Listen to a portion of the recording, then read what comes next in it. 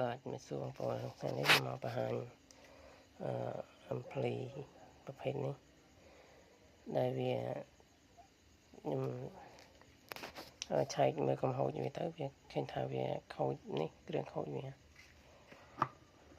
កងដង63វ៉ុល4700ប៉ោនក្នុងកញ្ចប់ខុសចាវានេះឆែកអានេះវាស៊ីបអាចស៊ីបហើយកងដង35វ៉ុលក៏ខូចហើយនឹងយោតនេះយោត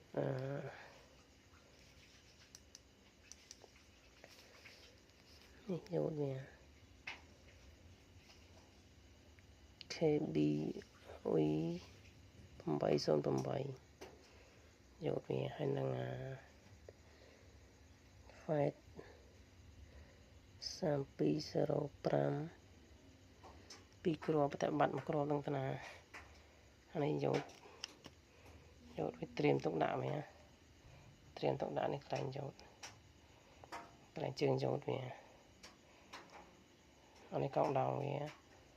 កងដងនេះទូចតែពេលនេះធំប៉ុន្តែវ៉ុលដូចគ្នាខុសតែកម្លាំងវាអញ្ចឹងកែវាដាក់អញ្ចឹងសិនចាំកំងកងដងនេះបានចាំយកមកដាក់ឥឡូវខ្ញុំធ្វើតេស្តខាងអាគុយចំណែកដុំភ្លើងវានេះដុំភ្លើងវាឆេះមកឆេះឡើងមកคลิกមកដុំភ្លើងវាឆេះបញ្ហាវាđangមកពីអីគេថាប៉ុន្តែវាខូចគ្រឿងនេះខូចអត់ធូចដល់ IC ដល់ IC តូចដែរវាខូចតែគ្រឿងធំចង់ធ្វើការមកចាក់វាគួយតេស្តមើលចាក់គួយបើកងតាក់វាមកនេះភ្លើងវានេះ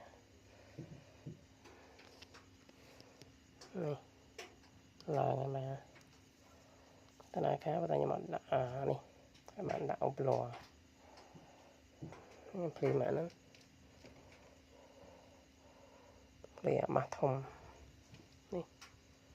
ម៉ាស់វាធំឃើញតើវាតើការអត់អីទេជាងគាត់អ្នកដូរកំងនេះមួយមកដុំភ្លើងមួយដុំភ្លើងវាហ្នឹង32វ៉ុលហើយនឹង15វ៉ុលចេញពីច្រកសាកគុយមួយនេះមួយនេះសាកប្លោវា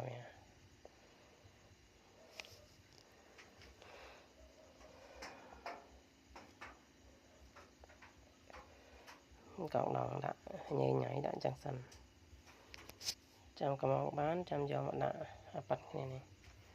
ឲ្យត្រូវរុនវាត្រូវខ្លែងគ្រឿងវានឹងគេចាប់មិនខូចឆេះអស់នេះមើលយកឡើងបែកតិចមកវាស៊ីបតាច់ប៉ុន្តែសំណាងល្អវាឆេះតែផ្នែកខាងគុយនឹងវាឆេះតែនេះFET ណាចេះតែ FET 2គ្រាប់ហើយសេនេះវាតូចហ្នឹងអត់ឆេះហើយ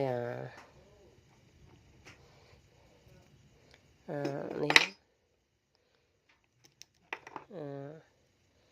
យកតូចហ្នឹង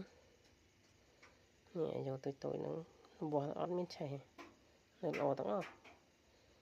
ដល់មើលបោះពិនិត្យមើលទៅឃើញថាវានៅល្អទាំងអស់ខូចតែកងដងនេះមួយកងដងនេះ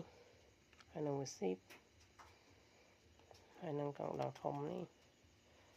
ហើយនឹង FET ដាក់តែប៉ុណ្ណឹងទៅឥឡូវដំណើរការហើយនឹងយោតនេះ